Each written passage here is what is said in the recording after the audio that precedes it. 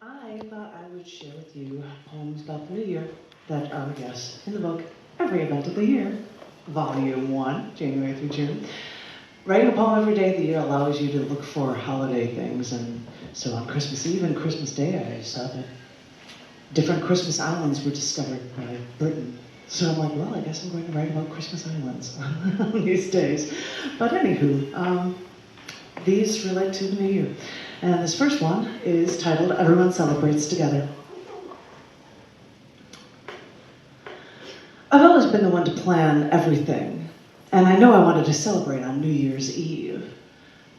It's weird to think that ancient calendars used for the beginning of time for the vernal equinox in March.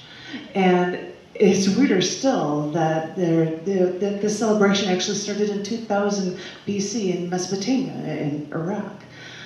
But even though there are different calendars, other cultures use different calendar dates and celebrate the New Year on different days, Ethiopians celebrate by rain on September 11th. And the New Year, and for the Thai New Year, people splash blessing water on April 13th. The Chinese New Year is the lunar calendar, with lion and dragon dancings, drum, fireworks, and more. And all of this is done and worn in red for good luck for the new year.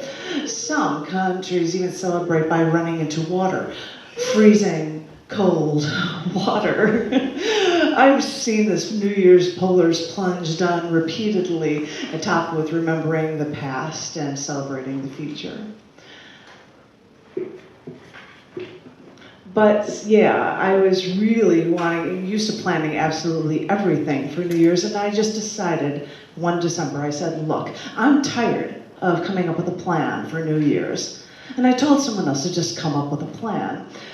Being a Midwesterner, a Chicagoan, someone looked at me and said, let's go see the ball drop in New York City. He didn't have a plan of where to stay, he just said it. And my first impulse was to think that this was ludicrous. It was too far away. We have no place to stay. But then I gave it a second thought. Salespeople in my company sell in New York. Maybe I could, float this idea around to some people, and maybe somebody could actually, give me a place to stay, and I could actually pull this off.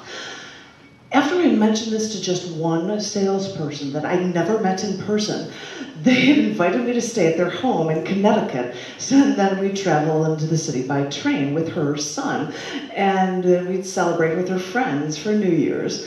One phone call was all it took. And then we were just planning ourselves. We knew that we'd have to be road tripping to New York to watch the ball drop in Times Square.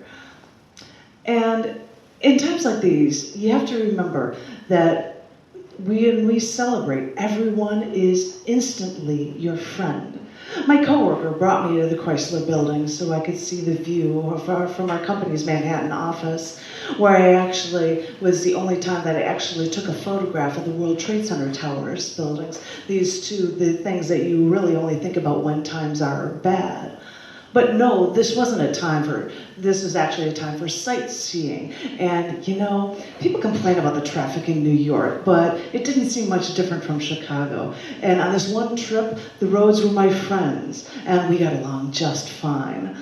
But forget the car when it comes to New Year's Eve. My coworker's son, his name was Trip. And he took me for a trip of my own with new friends, new streets, a new town, and we found a perfect spot for a perfect view for seeing the ball drop.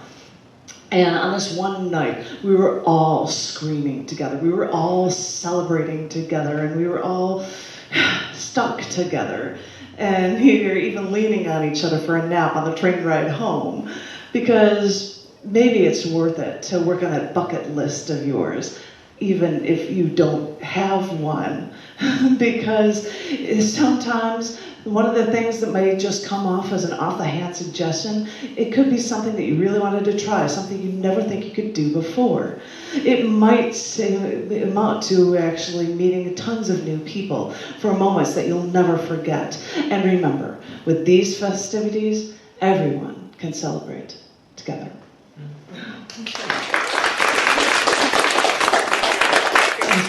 this one. This one for the idea of new, and this one is called A New Life. A new life, a bundle of joy, your flesh, your blood, your love, your life. This little child, the individual, is still an extension of you. A new life, a bundle of joy, your hair, your eyes, your laugh, your cry. This little child, a separate life, is still an extension of you. A new life, a bundle of joy, a bundle of you, mirroring your smile, reflecting your love, being your life. This little child, this life that's new, will always be an extension of you.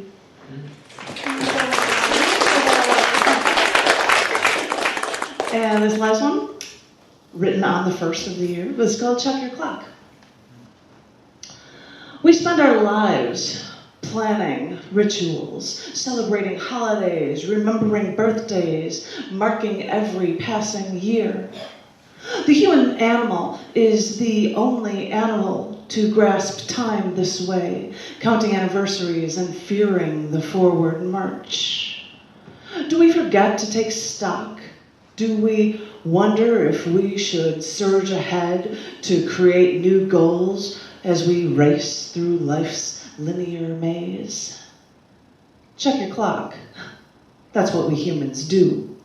Go ahead, look back, but don't sit still too long, because time won't stop to wait for you to catch up. Thank you.